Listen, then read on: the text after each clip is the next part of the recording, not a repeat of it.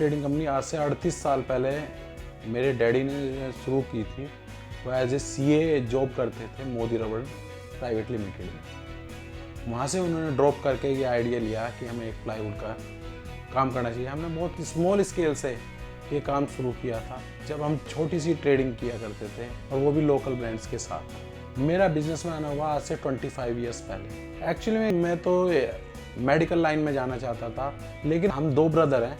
जो हमारा छोटा वाला ब्रदर है उसने M.Tech किया और वो चला गया। तो डैडी ने ये पूछा कि अब इस बिज़नेस का फ्यूचर क्या होगा। तो उस वक्त हमने ये सोचा कि चलो इसी बिजनेस को कंटिन्यू करके देखते हैं कि इसमें क्या है। उस टाइम तो बहुत छोटा और नैरो मार्केट हुआ करता था, जिसमें कि है ना कहने को कोठी हुआ करती थी, लेकिन कोई इतना बड़ा प्लाईवुड का रोल नहीं हुआ करता था।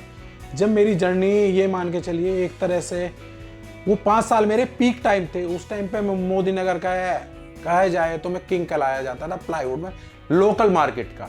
मेरे एरिया के 5 किलोमीटर और चारों तरफ रेडियस में मेरा ही मटेरियल बिकता था।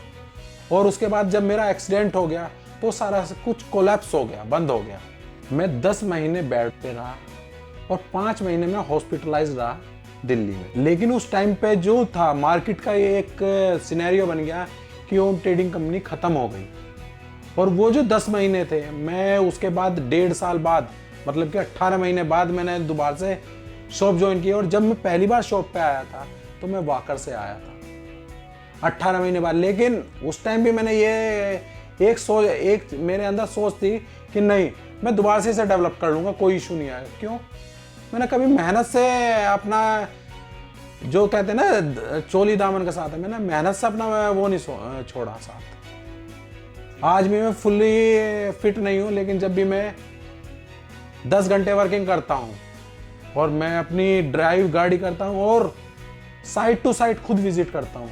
ये हौसला हिम्मत मेरे पिताजी ने और मेरी माताजी ने मुझे दिया। मेरे पिताजी एक बात कहा करते थे कि बेटा, जब तक आप मेहनत कर रहे हो आपको कोई हराने वाला नहीं है। जिस दिन आप ये सोच लोगे, कभी भी शरीर नहीं थकता, दिमाग थक जाता। अगर जो आपकी सोच अच्छी है और आपका दिमाग है, ये आपका साथ दे रहा है, तो आप कभी जिंदगी में फेल नहीं हो सकते।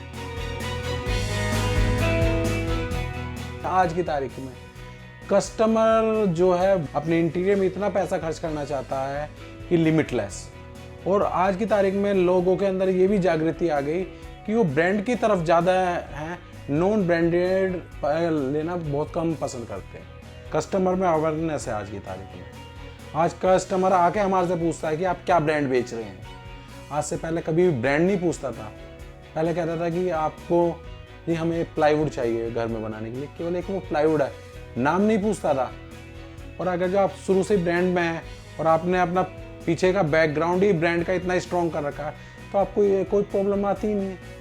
और ये नब्ज मैंने आज से 7 साल पहले कस्टमर की पकड़ ली थी मैं ड्यूरो के साथ। उसी समय आया और उस दिन से और आज का दिन है मैंने पीछे देखा ही नहीं। और ड्यूरो वाकई में एक रिलायबल कंपनी है, क्योंकि जो वो कहती है वो ही करती है। उसने हमें हर तरह से सपोर्ट दिया।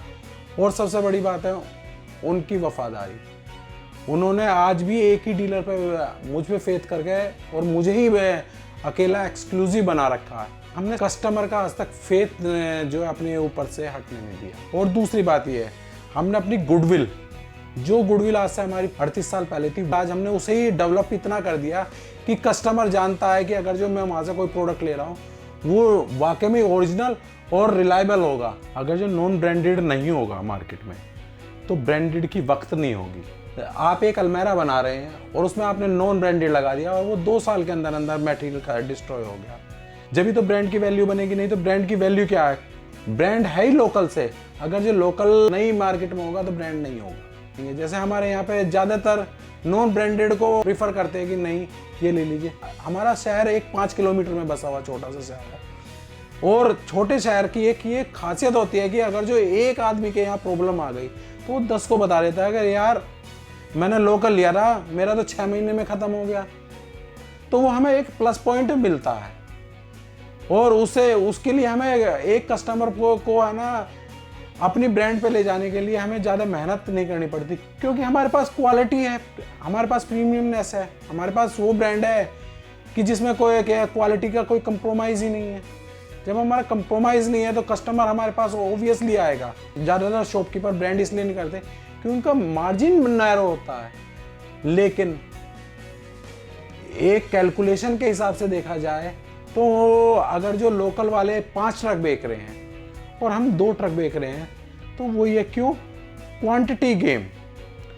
आप लोकल का अगर जो 5 ट्रक आज बेच देंगे, कल को वो 5 नहीं बिकेंगे, वो आपके धीरे धीरे श्रिंक होता होता एक चला जाएगा, और जो ब्रांड है वो बढ़ता चला जाएगा। वो एक को आज 2 ट्रक है, वो आगे जाने पे फ्यूचर में 10 ट्रक हो जाएंगे।